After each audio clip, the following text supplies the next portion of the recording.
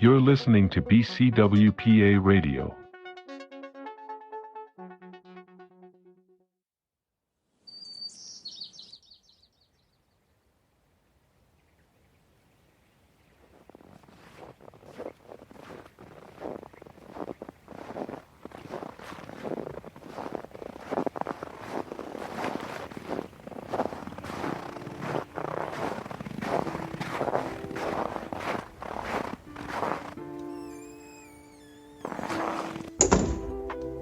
Oh, hello, friend. It's nice to see you again. You've come at a really good time. This is actually a very important moment for a species we've had our eyes on. It's the final week an extraordinarily rare fish will travel throughout North America before settling down for the winter. As they're so active late January, it's also when we count to see how well their populations are doing. Though these animals gained some notoriety in the 1930s, many today have never heard of them. Now considered cryptids, let me tell you about the fur-bearing trout.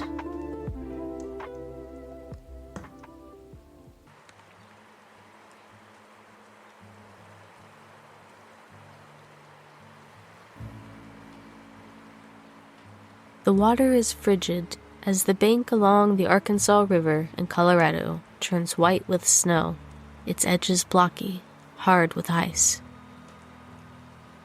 Winter is harsh, solemn, and filled with anticipation. Birds of prey wait in the trees, ready to leap onto mice and rabbits. Elk and deer browse for any bits of vegetation, watchful of hiding hunters. Some try to sleep the season away in warmer, drier caves and burrows, hoping not to be clawed from safety. In the water, though, fear, food, and warmth are not at the forefront of the fur-bearing trout's mind. Medium in size, this species of fish is dull brown with a yellow belly and specks of copper and green. Males are more vibrant, showing off hints of reds and oranges too. These fish are special. At the beginning of winter, a handful suddenly change. A sixth will soon sport beards and body stubble.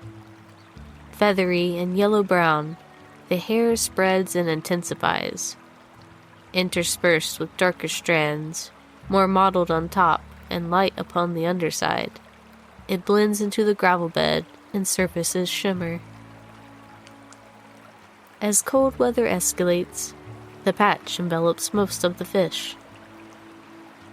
Starting behind the gills, the head is bare, suddenly transitioning to a thick plumed tuft. The coat covers the body above and below, leaving only fins naked and poking out.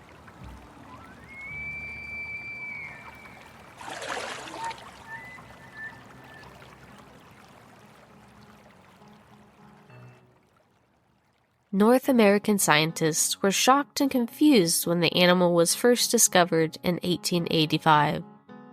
Tall tales began circulating of the creatures, to fishermen's amusement and the public's delight. A popular origin story, it was said that a few bottles of hair tonic were accidentally spilled onto a clutch of trout eggs in the Arkansas River. As they matured and grew full beards and heads of hair, fishermen posing as barbers would coax them from lakes and streams with offers of free trims and shaves. Fantastic and fun, the real mystery remained. Why did this species of fish grow hair? At first, it was believed that the animals developed the coat to stay warm. Since they began growing hair in early winter and lost it by summertime, it couldn't be a coincidence, could it? After a little more research and a lot of observation, it was determined that this was not the case at all. Fish are cold-blooded animals, and their internal temperatures depend on the environment. While they can survive in a wide range of temperatures, they still require a level of warmth to survive. Insulating material does not help fish as it does mammals. In seals, blubber helps keep the heat that the animals create inside, and the cold out. In fish, who do not generate heat at all, this would mean death. A barrier between them and any potential heat, fur would pose a serious problem. Another important problem with the warmth theory was that not all fur-bearing trout grew hair in the winter. Something else was going on, and if a trait is not needed for survival, it more often than not is used for reproduction.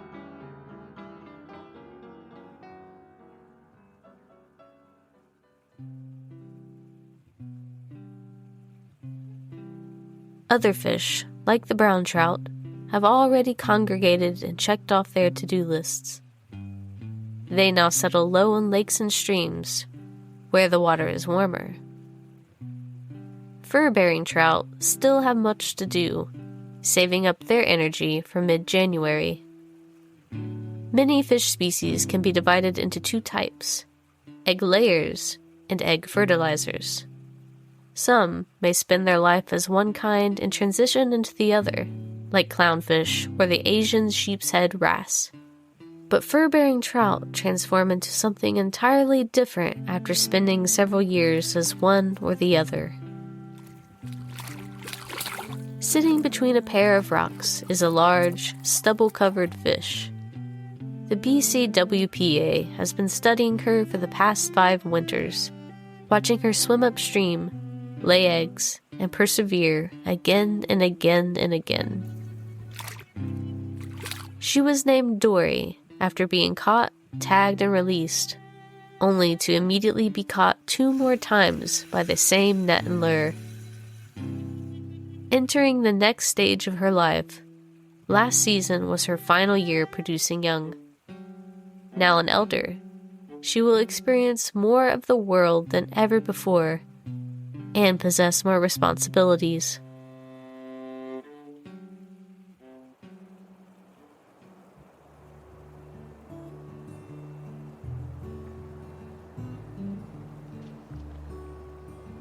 Still, floating low, it is easy to see that this fish feels unwell.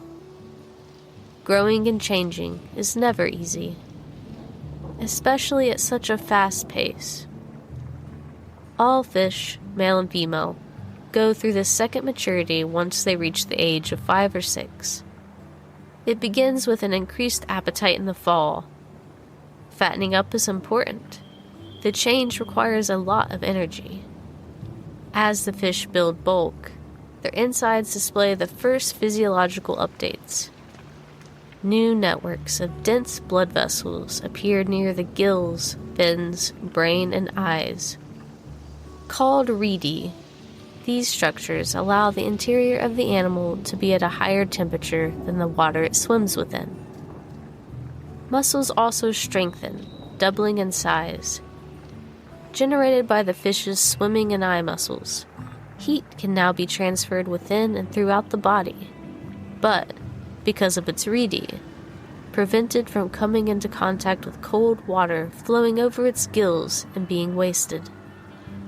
Like the opa, this anatomical change allows the fur-bearing trout to remain active day and night, even in the coldest portions of winter, even in the upper parts of the water. There is a catch, though. They need to keep moving and constantly feed to stay warm and survive.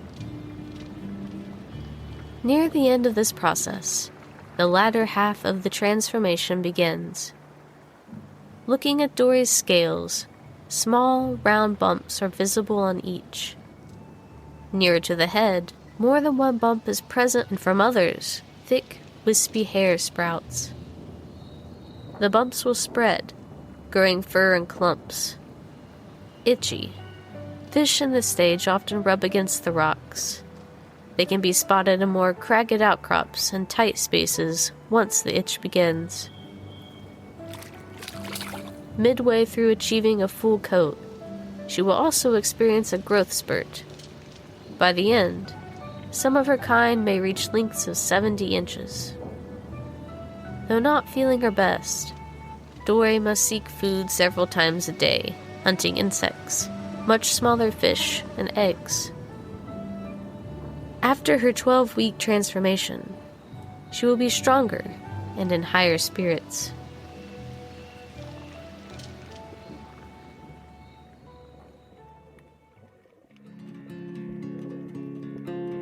January 19th. Dory swims upstream, a brown blur in the icy water from above.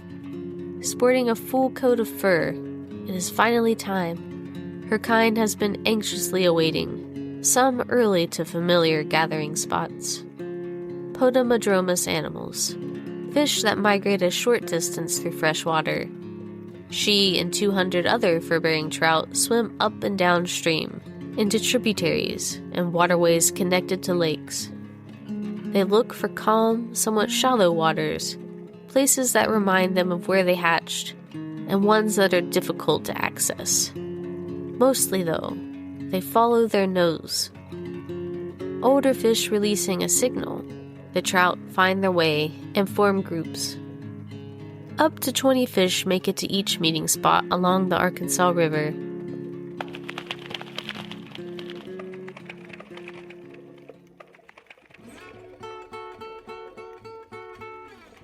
Not all who show up to this gathering, however, are welcome.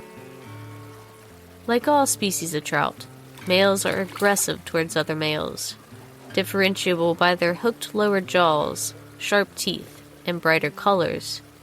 They decide amongst themselves who is allowed to fertilize eggs this year. Amid the ebbing conflict, females lay their 2,000 eggs in the open water. After, they may act aggressively towards undesirable males, pushing them away from spawning pools. Some fish are clearly disliked. While the few winning males fertilize eggs, losers wait on the outskirts. Only the largest and strongest are allowed to reproduce. Dory and other hairy fur-bearing fish also wait on the sidelines. The dominant males guard the eggs for a few minutes, lashing out even at passing females before they too start to disperse.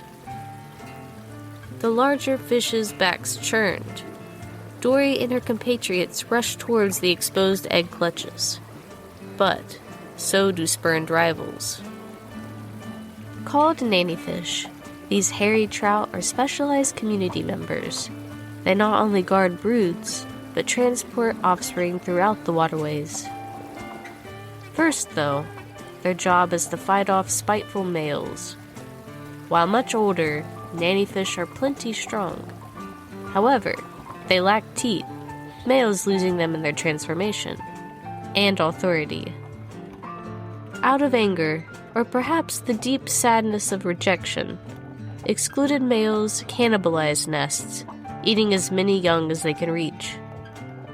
Pushing, battering into, and nipping fins, nannyfish prevent what carnage they can. While no adult fish are mortally wounded in these encounters, many males will forever exhibit bite-marked scars and scraggly fin skin. They cannot linger. Time is short. Once females have lain, they return to their wintering grounds, spending the rest of the season moving as little as possible. Males may visit multiple spawning points if they have the energy. Peripheral males often seek second or third breeding pools, where they may be more successful. Yet, if they expend too much energy fighting and traveling, or become lost without adequate resources, or even within shallow, cold water for too long, they will perish. Watchful, Dory floats above a pit of eggs. Satisfied that trouble is gone for now, she puffs up and secretes a substance from her pores. Spinning and flowing through the pool, each strand of her fur is coated in a sticky goo, causing eggs to tangle and adhere to her coat. 3 other nannyfish follow suit, swimming in diagonal lines and zigzags, gathering a variety of offspring. 2 nannyfish patrol the pool's only entrance. A resentful, or hungry, male may return. Once a day passes, though, they will be one less worry. Dory and the 3 other egg-gathering nannies will not remain here until spring, like these guards. The newest, youngest nannyfish, they set out for a more dangerous excursion.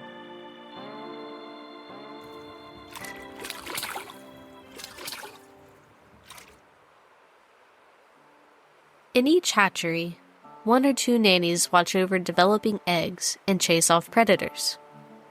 The offspring require much: an environmental temperature below 30 degrees Fahrenheit for 60 days, regular access to sunlight, and intermittent turning or movement.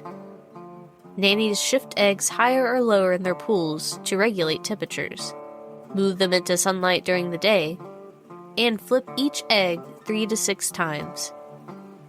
If water conditions pose trouble, such as being too prone to predation, dropping water levels, or too warm, they gather as many eggs in their fur as they can and transport them somewhere more suitable. Locations like this, where some fur-bearing trout return each year to breed, are generally low risk. Dory and other exploring nannies take risks.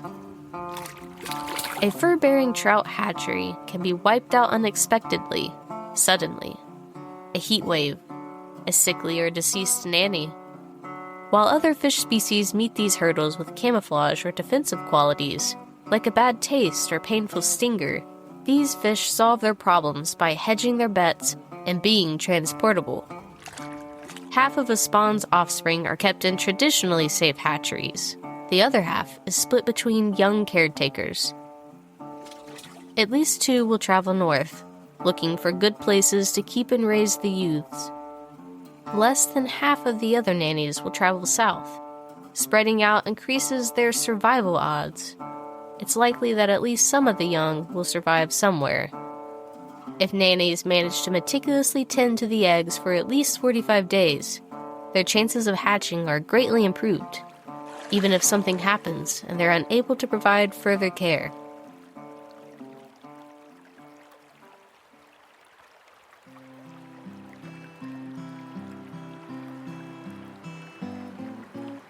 Dory swims north, keeping high in the water. As she passes bits of vegetation and easy prey, she feeds. Her partner lags behind, but follows nonetheless. Every few hours they pause, shaking their body to aerate and adjust the eggs. Once per break, they flip on their back, allowing the eggs on their belly to feel the sunlight. Though all young require some light, embryos receiving more sun generally produce females. At the end of each day, she secretes another layer of glue to keep the eggs in place. The substance loses its stickiness over time in the water. She will travel up to 3 weeks, searching for the perfect place. Since their introduction to North America, fur-bearing trout have spread far and wide.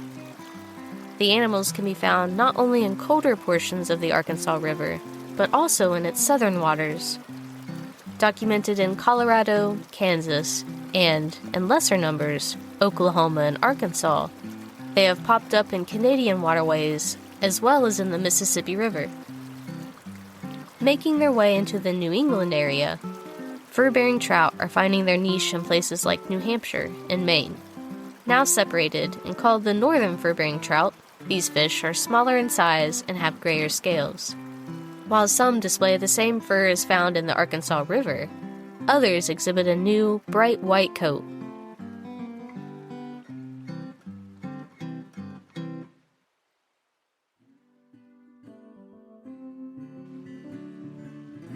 Often swimming against the current, it takes 2 weeks for Dory and her friend to travel a couple hundred miles.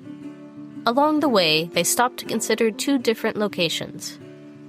Unfortunately, another nanny had already claimed one. He was unlucky too, though. Only part of his corpse remained. The location was deemed unsalvageable, obviously too open. too easily visited by predators. The second spot the team inspected was better, but too vegetated to navigate. Though they needed apt cover, too much causes eggs to get lost and forgotten, and is hard for the adults to move through. Third time's the charm. An offshoot of a brook, the gentle, cool waters were perfect, protected by snow-covered grasses, rocks, and branches, not too shallow, and near deeper pools hosting tiny fish and wintering leeches. Here, Dory has a good chance to make it through the season. Her partner settles in a neighboring section. His spot is just as good and close enough for both to check in on the other. Allowing each egg to drift off from her fur, she tidies up. The fish tears vegetation and small branches, pushing gravel up and making tiny makeshift paths. Eggs are gathered in small clusters around the hatchery, some shaded by the riverbank, the rest more out in the open, but deeper in the water so that their translucent forms remain obscured in the clear water.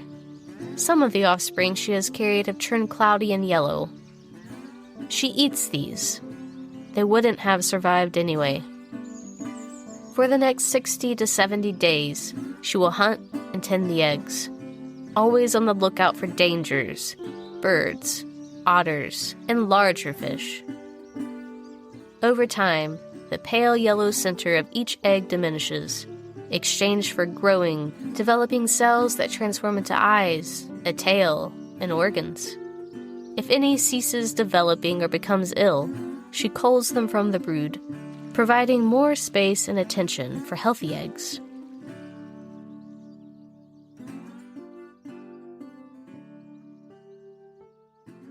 The warmer it grows, the more the world around will awaken, become more dangerous.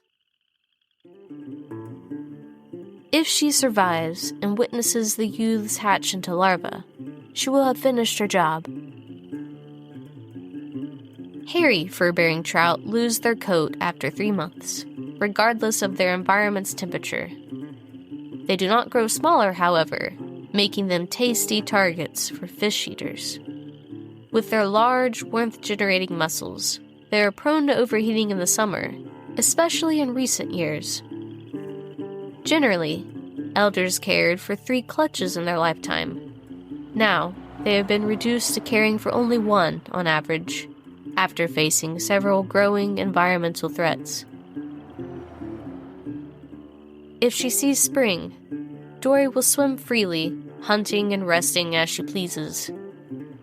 The hatchlings do not need to be taught about food or how to find and hunt it, nor do they need to be taught fur-bearing fish customs. They are born with all the instincts and knowledge they will ever need, ready to repeat the cycle of life in 2 years. Nannies that return for a second or third spawn are most essential to the trout's reproductive success.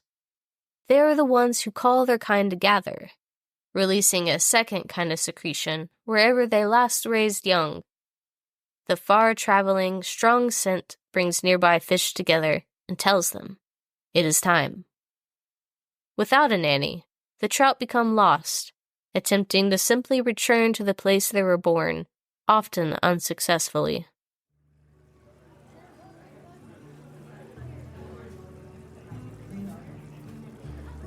Here at the BCWPA Conservation Center, a few nannyfish are held in its protection for the continuation of the species.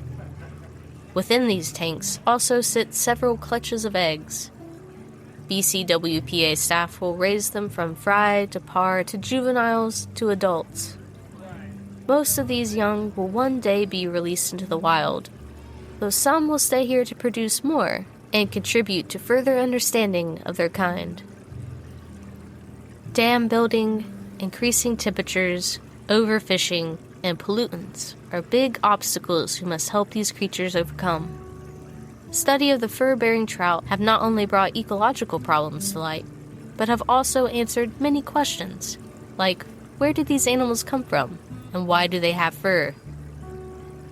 A surprise, fur-bearing trout are actually a non-native species. There are only 4 native species of trout in North America: Gia, Apache, cutthroat, and rainbow trout. However, these fish have existed here for over a century, becoming a part of life, and all hair-growing fish are endangered worldwide. The fur-bearing trout stems from an even more unknown fish, one so rare it is considered a mythological entity. Next Tuesday, come back to the cabin and in the field with us to marvel at the fur-bearing trout's ancestor, the Lodsalunker, a dangerous Icelandic animal on the brink of extinction. These beautiful animals are extremely close to extinction and need your help. The BCWPA put forth a bill to protect the species from being fished to extinction. You can help with conservation of these creatures by clearing migration waterways of debris that fur-bearing trout use. If you see a trout's nest, put aquatic plant life over the entrance so predators cannot spot them. Let's work together to help bring this beautiful creature back from the brink of extinction. A special thank you to Hole Dweller for allowing us to use his song, Departing Dwilland at Sunrise, as In the Fields theme song, and to the Ballyraven patrons who helped make the show possible: Madeline Odell, Layla Lutweiler, Rick Belcher, Kimberly Nichols, Ede Daniels, Anthony Ferris, Agus Mercado, Conjure Dust Designs, Claire, Cryptid Clyde, Tanya Downing, Julia Teague, Matthew Shang, Shelby Fulton, Donovan Scherer, Heather, Tracy Puckett, T. Carter Ross, Ronald Miller, Daniel Berry, Michael Shang. If you would like to learn more about cryptids and support my work, check out Ballyraven on Etsy or Patreon for cryptid field studies and prints, and visit our website, the Ballyraven Cryptid Wildlife Protection Agency, for cryptozoological information. Do you have a story? Message us at inthefieldpodcast23@gmail.com or on Instagram at inthefieldpod. If you like the show or would like to tell us what you think about it, please leave us a review on Apple Podcasts or Spotify. Thank you so much for listening.